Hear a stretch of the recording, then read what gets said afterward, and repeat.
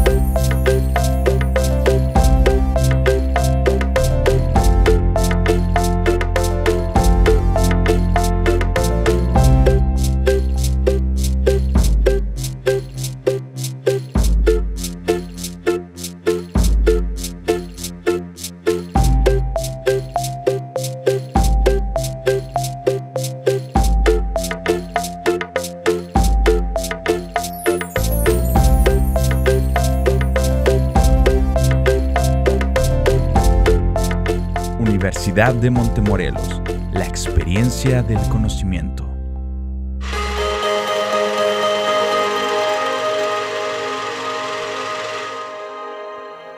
Hola, qué bueno que continúan con nosotros aquí en Hablemos en Corto. Es un placer para nosotros que ustedes continúen viendo este cortometraje. Cuidado con el tren, es un cortometraje muy especial. Hasta ahora llevamos una parte de la historia que se ha vuelto muy interesante. Hemos visto el desarrollo de algunos de los personajes y les puedo decir que uno de mis favoritos es el policía.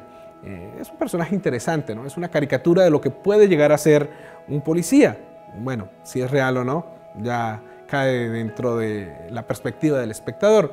Pero es muy interesante cómo cada personaje le ha agregado a la historia, cómo cada personaje nos ayuda a desarrollar un poco de la trama y bueno, pensar probablemente qué es lo que viene. Para esto hemos traído un gran invitado. Él es Richie Sosa. Richie trabajó detrás de todo este gran proyecto y obviamente nos va a hablar un poco acerca de lo que se hizo y de lo que se trata esto. Así que los invito a que vayamos a verlo.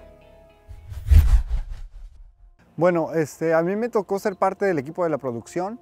Inicialmente, pues, inicié apoyando a mi hermano, quien fue el director, Jorge Sosa, y trabajando en algunos elementos de la historia. Después empezó a haber un proyecto alrededor de este cortometraje en particular, porque, como ya han visto, esta temática trató sobre los migrantes. Sucedió algo muy interesante que durante el scouting, cuando estaban buscando unas vías del tren en particular donde se pudiera filmar, conocieron a una persona que venía transitando a través de esa zona para llegar hasta Estados Unidos. Él les habló del problema de la migración, su experiencia en particular. También los ayudó a dirigirse hacia lo que después conocimos son las casas del migrante, que son instituciones donde ellos se dedican a ayudar a las personas que están en tránsito. A partir de eso ya mi rol fue más como que apoyar al proyecto que se hizo adicional, que fue durante el día de la premiación cuando se presentó este cortometraje. También fuimos a la Casa del Migrante y les llevamos una brigada de atención dental y estuvimos con ellos, se le presentó también el cortometraje y ellos tuvieron una oportunidad donde se pudieron identificar. La historia entonces nace de varias situaciones, como se había mencionado antes, desde la concepción de un cortometraje previo y después se fue complementando con una historia que seguramente ustedes notaron, que son dos personajes paralelos. Una persona que parece tener mucho éxito, que es una persona que seguramente es muy admirado por la sociedad y una persona que está en mucha necesidad. Ambos persiguiendo un sueño y uno parece ya haberlo alcanzado y otro parece que está en búsqueda de ¿no? Y vemos cómo se van intercalando estas historias también, hasta que sucede que se llega contra el personaje principal y se le ata a las vías del tren. Pareciera que iban paralelas las historias, ¿no? Y después vemos cómo entran estos otros personajes y empiezan a interactuar con él. Y por mientras, a la persona inicial, que es un migrante, lo seguimos viendo viajando. Mientras él sigue viajando, pareciera que se están mostrando dos caras diferentes de una moneda, ¿no? Como algunas personas en nuestra sociedad pueden aparentar tenerlo todo, pero en realidad en una forma figurada se encuentran tan limitados como la persona que estaba atada a las vías del tren. Y como otras personas que pueden tener limitaciones muy reales, como la falta de... Pero el cortometraje aún no ha acabado. Es más, estamos a punto de entrar a la parte más interesante. Les invito a que se queden para que continuemos viéndolo.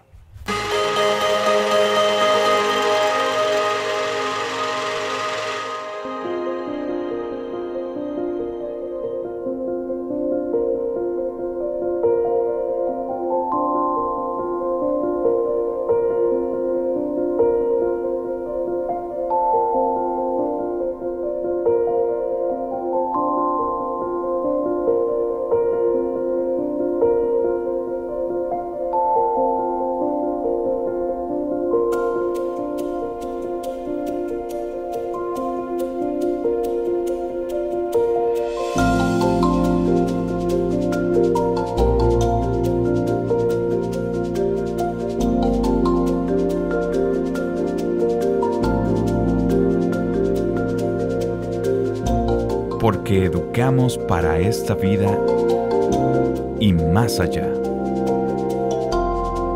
Universidad de Montemorelos, la experiencia del conocimiento.